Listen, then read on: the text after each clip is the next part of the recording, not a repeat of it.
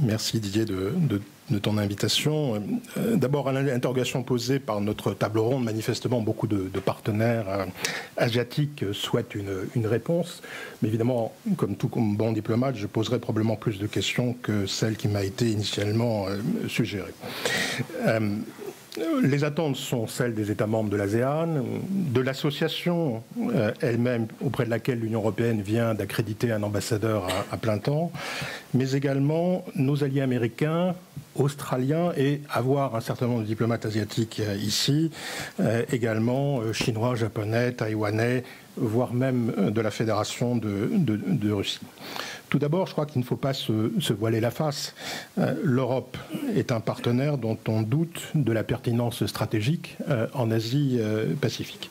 L'Union européenne est d'abord perçue comme un évergète, un partenaire commercial, ce qu'elle est incontestablement. Son aide publique au développement est indispensable aux plus démunis, en particulier le groupe indo-chinois Cambodge, Laos, Birmanie. Elle demeure dimensionnante, mais également dans son volet économique. Confère les accords de partenariat et de coopération signés avec l'Indonésie en 2009, avec les Philippines et le Vietnam en 2012, ou l'accord de libre-échange de l'Union avec Singapour. Pour autant, je crois qu'on a tendance à oublier ce que nous avons réalisé. Les relations politiques entre l'Union européenne et l'ASEAN sont déjà extrêmement anciennes. Elles se sont même institutionnalisées depuis le début des années 70, formellement en 1972, puis institutionnellement à partir de 1977. Alors on peut brocarder l'instrument, mais c'est un canal de communication qui fonctionne, je dirais, des hauts fonctionnaires jusqu'aux ministres. Cette habitude, cet habitus, entraîne l'Union européenne à prendre des positions et à faire en sorte que ces positions soient agréées entre les États membres. Cette habitude de travail, en situation de crise, elle devient un atout considérable. Néanmoins, l'Europe peine à être considérée comme un partenaire de sécurité de l'ASEAN et plus largement du théâtre de l'Asie-Pacifique. Edouard le sait combien, y compris sur le théâtre de la prolifération nord-coréenne. Ce n'est pourtant pas faute d'avoir institué un dialogue politique régulier depuis 1978. Les échanges se font avec l'ASEAN à un rythme annuel ou biannuel quand on parle des ministres des Affaires étrangères. Les pouvoirs exécutifs se sont vus même encadrés par des échanges interparlementaires. Depuis 1979, les échanges se sont structurés au niveau législatif avec l'organisation interparlementaire de l'ASEAN et à partir de 1996 par le partenariat Europe-Asie. Et on sait combien les parlementaires sont des acteurs qui mettent de l'huile sur le feu dans un certain nombre de cas. Ces architectures d'échange permettent d'aborder au fond de manière régulière jusqu'au plus haut niveau de l'État, puisqu'on a des sommets des chefs d'État et de gouvernement Asie-Europe sur une base biennale, les enjeux, les tensions, je dirais, dans les mers de Chine. Il faut bien mettre un S au mot mer. Et on a donc un dialogue interétatique qui est encadré à la fois par un dispositif législatif et aussi, depuis longtemps, même si c'est approprié par un tout petit nombre d'experts, des mécanismes de dialogue de second track, c'est-à-dire ces intellectuels organiques qui échangent sur l'ensemble des questions de sécurité qui sont à l'ordre du jour de notre réunion. Si la crédibilité, je dirais, sécuritaire de l'Union est limitée, c'est aussi, je ne dirais pas faute d'efforts, notamment depuis des années, les Européens vantent le modèle de la CSCE à l'échelle régionale. L'Europe s'est aussi insérée dans des organisations d'architecture, l'ASEAN Regional Forum depuis 1994. Et peut-être plus important encore pour créer l'intimité avec les outils politico-militaires, les Européens, depuis le début de la décennie 90, se sont montrés des acteurs actifs dans la résolution des conflits, en particulier dans les situations de post-conflit. Ça a été le cas au Cambodge après les accords de Paris en 91, ça a été le cas à Timor oriental à la fin de la décennie 90, en Indonésie après le tsunami. La mission à laquelle l'Union européenne a participé à Aceh a duré de 2005 à 2012, 7 ans sur des financements communautaires. Ou encore aux Philippines, depuis 2007, avec la prise en charge des composants de développement aide humanitaire et réhabilitation des programmes liés à la résolution de la crise de Mindanao. C'est des habitudes qui ont été prises. Ce sont des financements relativement importants. Si on prend, par exemple, les seules modalités apportées aux Philippines depuis les années 90, c'est pas moins de 150 millions d'euros qui ont été déboursés pour des actions périphériques sur le déplacement des personnes, la lutte contre la pauvreté ou encore le monitoring des accords politico-militaires qui ont été signés entre le gouvernement et les insurgés. Ces concours sont pour l'essentiel bilatéralisés et relativement peu visibles, même s'ils sont coûteux, je dirais, pour tout à chacun, y compris dans cette salle. Il y a, je crois, une des difficultés, c'est que le problème de crédibilité collective des Européens est omniprésent. Et ceci en dépit d'un certain nombre d'accords de défense qui sont toujours valables. J'en citerai deux, qui sont des éléments constitutifs pour la politique extérieure britannique et française. Dans le cas britannique, l'accord de défense à 5, avec Singapour, la Malaisie et l'Australie, qui couvrent les pays du Pacifique occidental. Et dans le cas britannique et français, même si l'OTAS a disparu, le traité de Manille du 8 septembre 1954 est toujours d'actualité. Personne ne l'a jamais abandonné. Et donc il y a, y compris en matière de hard security, pour reprendre la terminologie employée avant moi, des accords de défense qui sont relativement contraignants sur la souveraineté des États. Enfin, il y a un dernier facteur stratégique important qui est la signature du traité d'amitié et de coopération, c'est-à-dire le traité constitutif de l'ASEAN, dit le traité de Bali, en juillet 2012 par l'Union européenne. Mais je conviens que en dépit de cette maïotique, il y a encore un problème de crédibilité. Au mieux, les Européens sont non seulement perçus comme des contributeurs efficients, mais seulement dans le domaine de la sécurité non conventionnelle, ce que Bruxelles et nombre de capitales de l'Union européenne, au fond, se satisfont. L'Union finance d'ailleurs assez généreusement les programmes visant à la sécurité alimentaire, la prévention des catastrophes, le contre-terrorisme, la protection de l'environnement et les changements climatiques, et plus récemment, la protection civile. Si on décline dans le détail chacun de ces programmes, on y trouve un chapitre mer de Chine méridionale. Non seulement il y a de l'argent dans des programmes, mais il y a aussi de l'argent dans des institutions. Ce que l'on sait moins, c'est que l'Union européenne finance par exemple le programme de l'ASEAN sur la gestion des frontières et des migrations. Ça coûte sur la période de 2012-2015 pas loin de 5 millions d'euros. On soutient également le centre de coordination et de gestion des catastrophes. La mer de Chine, compte tenu du nombre de bâtiments qui y transitent, pourrait bien être confronté un jour à un Amoco-Cadiz qui vaudra bien traiter. Il y a aussi le centre de coordination de l'aide d'urgence. Il y a le centre d'excellence installé à Manille, couvrant le chimique, le biologique, le radiologique et le nucléaire. Et enfin, il y a les mécanismes aséaniens de l'Institut pour la paix et la réconciliation. Et je passe les financements apportés dans les processus je dirais, de paix interne. Par exemple, les 30 et quelques millions d'euros par an qui sont dépensés en Birmanie sur une frontière dont on conviendra qu'elle est pour moi agitée entre la Chine et son voisin méridional. Si l'Union européenne est perçue comme un partenaire de sécurité, je dirais, relativement mineur, c'est au fond aussi une responsabilité de l'Union. Parce que depuis le milieu des années 90, l'Union européenne n'a pas semblé avoir changé ses objectifs, sa stratégie vis-à-vis de l'ASEAN et j'allais dire aussi ses modes d'action. L'Union européenne, dans les domaines où les savoir-faire des États membres sont pourtant incontestables, le contre-terrorisme, la cybersécurité, l'établissement de mesures de confiance, la lutte contre les crimes organisés, sans parler même de la sécurité maritime, se contente, on peut mettre des guillemets à se contenter, mais d'organiser des conférences, des séminaires conjoints, des visites d'institutions européennes. Ceci manque de concret mais peut-être plus embarrassant, manque d'effet d'entraînement, même si une fois encore ça participe d'un habitus, c'est-à-dire une familiarisation avec ces enjeux. Cette réalité, elle a pour conséquence de voir l'Union, et c'est probablement pour moi un des soucis, et ses principaux États membres être exclus depuis le début de la décennie des 2010 des nouveaux forums politiques, militaires et sécuritaires. C'est le cas du sommet de l'Asie orientale, lancé en décembre 2005.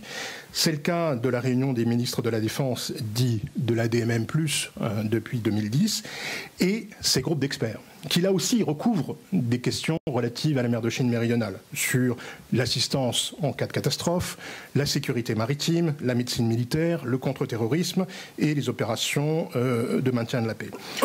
Tous ces domaines font écho aux questions des mers de Chine. De la même manière, les Européens n'ont pas été invités à se joindre à l'Expand Maritime ASEAN Forum qui a été établi en 2012.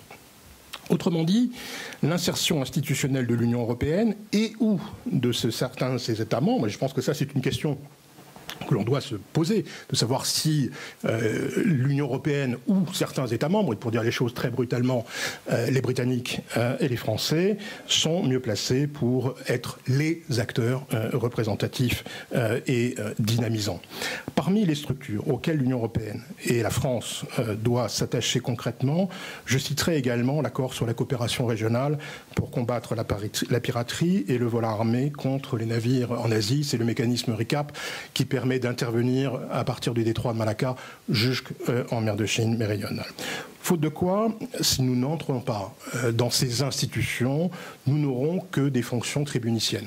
Alors on peut y voir une certaine utilité, une certaine visibilité, mais c'est très largement insuffisant quand on parle d'enjeux comme ceux de la lutte contre le terrorisme. Je conviens que la déclaration conjointe Europe-ASEAN qui a été énoncée en 2003, après la mort quand même de 49 Européens à Bali, a produit peu de choses. Si l'Europe n'est pas perçue et vécue comme un partenaire stratégique de la sécurité régionale, c'est qu'elle est jugée effectivement lointaine géographiquement, sans moyens militaires en propre, préoccupée durablement par son étranger proche, l'Afrique, la Russie, le Proche-Orient, sans aussi que ces États n'aient de traité de défense à l'exclusion des Britanniques et des Français, et engagent surtout mécaniquement ou quasi mécaniquement leurs outils militaires. Pour tout dire, ce qui manque aux Européens, c'est d'afficher assez clairement quels sont leurs intérêts stratégiques dimensionnants. Il y a peu de textes qui le précisent. Cela serait d'autant plus utile que ça permettrait aussi d'avoir une approche globale. Car la focalisation qui est la nôtre aujourd'hui sur la mer de Chine mériterait probablement une attention tout aussi importante sur le Pacifique occidental, ou plus encore, l'actualité nous le rappelle, sur le pendant occidental de la mer de Chine, la baie du Bagal, où les rivalités sont probablement aussi importantes que celles qui nous occupent aujourd'hui. Alors si en Asie du Nord, on a tendance à, je dirais, diminuer, à dévaloriser cette importance stratégique européenne, c'est aussi parce que l'on assiste à une forme de repli sur soi. C'est un vrai problème pour l'ensemble de l'espace Asie-Pacifique. Dans l'espace aséanien, il y a une dynamique que j'observe aussi d'ailleurs dans le Pacifique océanien, où on voit une fragmentation des territoires, des espaces micronésiens, mélanésiens. Loin de moi de décrier les mécanismes du micro-régionalisme, même en quoi il faut probablement se les approprier et les manipuler. Mais l'Asie du Sud-Est n'y prête pas pour trois raisons. La première, elle a été évoquée, c'est qu'elle a ces velléités de bâtir une communauté aséanienne dont la consolidation mérite, je dirais, d'être confirmée dans le temps. Deuxièmement, il y a le sentiment que les tensions régionales, aujourd'hui de basse intensité, on meurt moins en mer de Chine qu'au milieu des années 80, pourraient s'exacerber si des acteurs extérieurs venaient à être mobilisés. Les États-Unis, bien sûr, mais aussi le Japon, l'Inde et dans une certaine mesure les Européens. Mais c'est aussi le fruit de l'histoire. Sans remonter au colonialisme européen, les conflits armés des 50 dernières années ont tous été 2 derniers conflits indochinois en date, des conflits par procuration. Or, ce que craint par-dessus tout les Indiens aujourd'hui, c'est une repolarisation de leur espace, une fragmentation nourrie par les tensions en mer de Chine et recomposant l'espace en blocs. Alors on pourrait considérer que c'est des blocs relativement mous, mais mettant face à face les États-Unis et leurs alliés face à la Chine et un certain nombre d'États affiliés. Dans ce contexte, n'oublions pas que la Chine, elle aussi, est favorable à un entre-soi.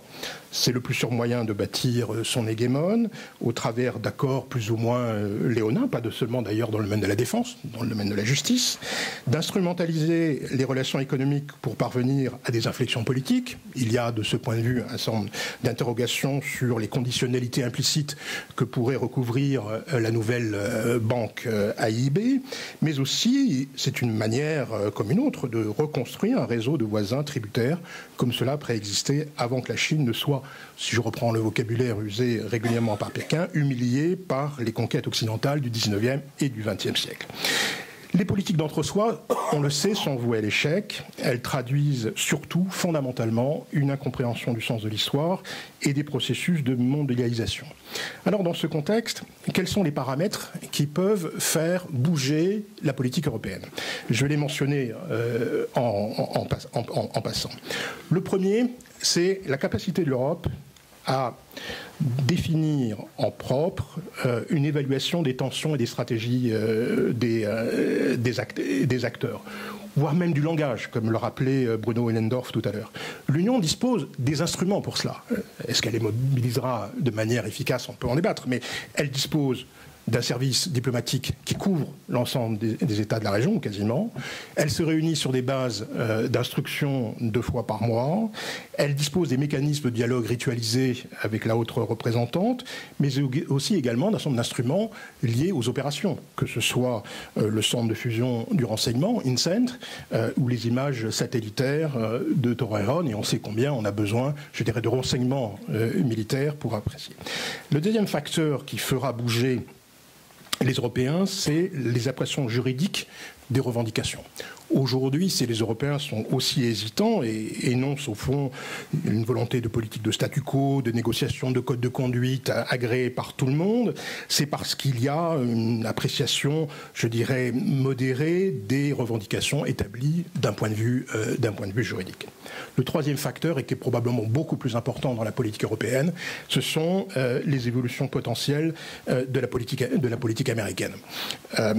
Les États-Unis sont aujourd'hui dans une situation de redéfinition de leur politique régionale et les États-Unis nous posent toute une série de questions. J'allais dire, les États-Unis sont devenus un fabricant de doutes à l'échelle régionale, ce qui incite les États périphériques à se rapprocher d'autres acteurs liés plus ou moins étroitement avec les États-Unis, à commencer par les Européens, les Britanniques et les Français, ce qui veut dire que l'on aura mécaniquement, avec ce doute à l'égard de la politique américaine, une velléité d'institutionnaliser le dialogue sur la politique européenne dans la région.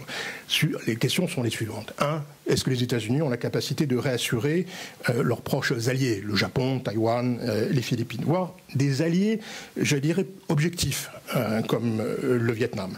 Deuxième question, est-ce que les Américains sauront faire obstacle aux nouvelles mesures de déni d'accès et d'espace de la part de la République populaire de Chine? Troisième élément, est-ce que les Américains sauront instituer des mécanismes de gestion de crise? Pas seulement de crise militaire, mais aussi sur la gestion des accords sur les incidents en mer, les accords de pêche dans les zones contestées, de téléphones rouges entre les protagonistes des différents territoriaux, une protection environnementale et une coopération sur l'exploitation des ressources en partage. Quatrième question auquel nous devrons répondre, c'est est-ce que les Américains pourront mener une stratégie stabilisatrice en adoptant une posture et une doctrine fondamentalement non offensive, une visibilité plus limitée de ses moyens et un redéploiement de ses forces vers l'arrière, vers Okinawa, Guam et Hawaï. Le dernier facteur sur lequel je voudrais insister, c'est qu'évidemment la politique européenne, c'est aussi celle de ses membres, et fondamentalement, quand on parle de sécurité, de ses membres. Et à ce jeu, incontestablement, alors évidemment je suis moins bien placé comme secrétaire permanent pour le Pacifique, mais l'action de la France. La France comme acteur, je dirais, européen, mais aussi, et cela devrait imprimer le cortex profond d'un certain de fonctionnaires européens et de partenaires européens, comme puissance indo-pacifique. La France peut faire bouger les lignes pour plusieurs raisons. La première, c'est que, comme la Grande-Bretagne, elle a été historiquement possessionnée en mer de Chine. Elle dispose des archives, et donc à ce titre peut être instrumentalisée par les acteurs à tout moment. Dans notre cas, c'est particulièrement vrai pour les Paracels où des citoyens français naissaient. Le deuxième facteur, c'est que la France a une vision stratégique de l'Asie et l'implémente dans une politique. Il n'y aurait pas eu de signature du traité d'amitié et de coopération par l'Union européenne si la France ne l'avait pas fait de manière antérieure. Et d'ailleurs, si la France ne l'avait pas fait, je doute que d'autres partenaires de l'Union, États membres, ne l'aient fait. Et il y a un mimétisme diplomatique, on peut l'appeler rivalité, mais en tout état de cause, ça a un facteur d'entraînement. Le troisième facteur, c'est que la France est un État durablement possessionné dans le Pacifique, au nord de l'équateur et au sud de l'équateur. Et quand je le dis ça, je le dis indépendamment de ce que peuvent être demain la Nouvelle-Calédonie ou la Polynésie française. La conséquence politico-militaire, c'est que la France est le seul pays européen à concourir militairement à l'architecture régionale. Et là, j'ai un désaccord profond avec ce que M. Bendorf a dit tout à l'heure. Les bâtiments de guerre européens, ils sont déjà en mer de Chine méridionale. Les bâtiments français, tout au moins, sur une base régulière, qu'ils soient sous-marins, porte-avions, frégates, exercices militaires. Et cela pour une simple raison, c'est que la France est un partenaire global des États-Unis, y compris dans l'espace Pacifique, et cette architecture est pensée depuis Hawaï.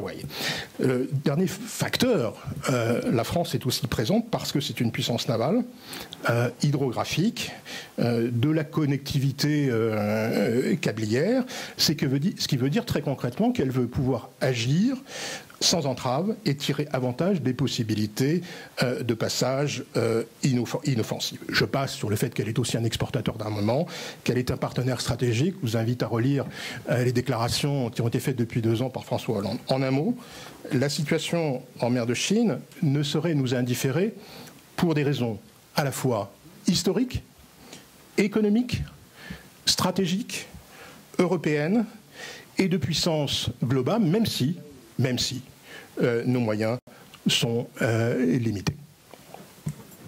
Merci beaucoup.